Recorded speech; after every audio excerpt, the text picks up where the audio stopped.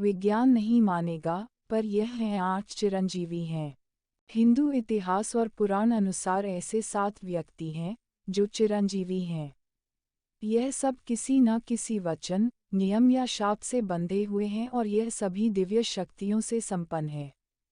योग में जिन अष्टसिद्धियों की बात कही गई है वे सारी शक्तियां इनमें विद्यमान है। यह परामनोविज्ञान जैसा है, जो परामनोविज्ञान और टेलीपैथी विद्या जैसी आज के आधुनिक साइंस की विद्या को जानते हैं वही इस पर विश्वास कर सकते हैं। आओ जानते हैं कि हिंदू धर्म अनुसार कौन से हैं यह 7 जीवित महामानव। अश्वत्थामा बलिवर्यासो हनुमानश्च विभीषण कृप परशुरामश्च सप्तेते चिरजीविन सप्तैतान् संस्मरेन् नित्यं मार्कण्डेयमथाष्टमम् जीवेद्वर्षष्टम सोपि सर्वव्याधि विविजित। अर्थात इन 8 लोगों अश्वत्थामा, दैत्यराज बलि, वेद व्यास, हनुमान, विभीषण, कृपाचार्य, परशुराम और मार्कण्डेय ऋषि का स्मरण सुबह सुबह करने से सारी बीमारियां समाप्त होती हैं और मनुष्य 100 वर्ष की आयु को प्राप्त करता है। प्राचीन मान्यताओं के आधार पर यदि कोई व्यक्ति हर रोज इन 8 अमर लोगों, अष्टचिरंजीवी के नाम भी लेता है तो उसकी उम्र लंबी होती है। 1. हनुमान कलियुग में हनुमान जी सबसे जल्दी प्रसन्न होने वाले देवता माने गए हैं और हनुमान जी भी इन अष्टचिरंजीवियों में से एक हैं। सीता ने हनुमान को लंका की अशोक वाटिका में राम का संदेश सुनने के बाद आशीर्वाद दिया था कि वे अजर अमर रहेंगे। अजर अमर का अर्थ है कि जिसे ना कभी मौत आएगी और ना ही कभी बुढ़ापा। इस कारण भगवान हनुमान को हमेशा शक्ति का स्रोत माना गया है क्योंकि वे चिरयुवा हैं। 2. कृपाचार्य महाभारत के अनुसार कृपाचार्य कौरवों और पांडवों के कुलगुरु थे। कृपाचार्य गौतम ऋषि पुत्र हैं और इनकी बहन का नाम है कृपि। कृपि का विवाह द्रोणाचार्य से हुआ था। कृपाचार्य अश्वत्थामा के मामा हैं। महाभारत युद्ध में कृपाचार्य ने भी पांडवों के विरुद्ध कौरवों का साथ दिया था। 3. अश्वत्थामा ग्रंथों में भगवान शंकर के अनेक अवतारों का वर्णन भी मिलता है। उनमें से एक अवतार ऐसा भी है, जो आज भी पृथ्वी पर अपनी मुक्ति के लिए भटक रहा है। ये अवतार हैं गुरु द्रोणाचार्य के पुत्र अश्वत्थामा का। द्वापर युग में जब कौरव व पांडवों में युद्ध हुआ था, तब अश्वत्थामा ने कौरवों का साथ दिया था। महाभारत के अनुसार अश्वत्थामा काल, क्रोध, यम व भगवान शंकर के सम्मिलित अंशावतार थे।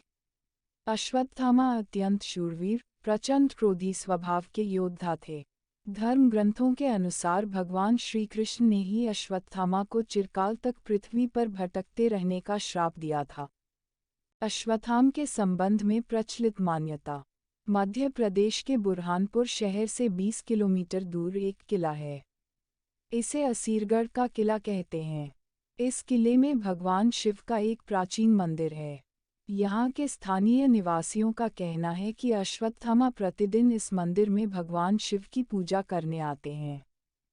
4. ऋषि मार्कण्डेय भगवान शिव के परम भक्त हैं। ऋषि मार्कण्डेय, इन्होंने शिवजी को तप कर प्रसन्न किया और महामृत्युंजय मंत्र सिद्धि के कारण चिरंजीवी बन गए। 5. विभीषण राक्षस राज रावण के छोटे भाई हैं। विभीषण श्रीराम के अनन्य भक्त हैं।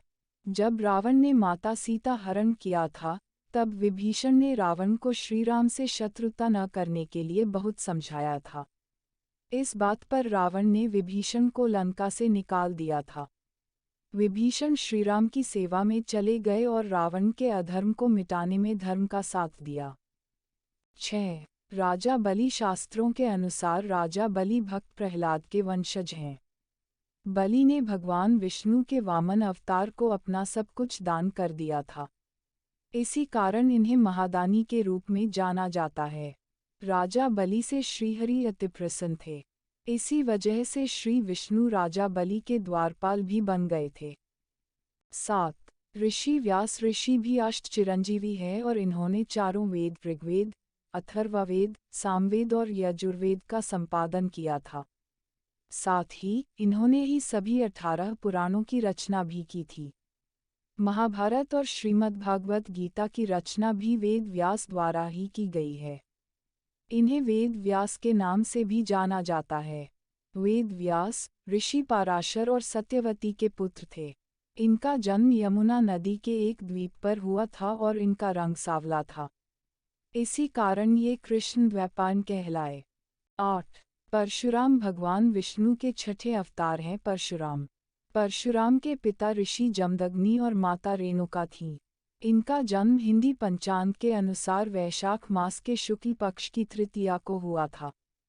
इसलिए वैशाख मास के शुक्ल पक्ष में आने वाली तृतीया को अक्षय तृतीया कहा जाता है। परशुराम का जन्म समय सतयुग और त्रेता के संधि काल में माना जाता है। परशुराम ने 21 बार पृथ्वी से समस्त क्षत्रिय राजाओं का अंत किया था। परशुराम का प्रारंभिक नाम राम था। राम ने शिवजी को प्रसन्न करने के लिए कठोर तप किया था। शिवजी तपस्या से प्रसन्न हुए और राम को अपना फरसा, एक हथियार दिया था। इसी वजह से राम परशुराम कहलाने लगे।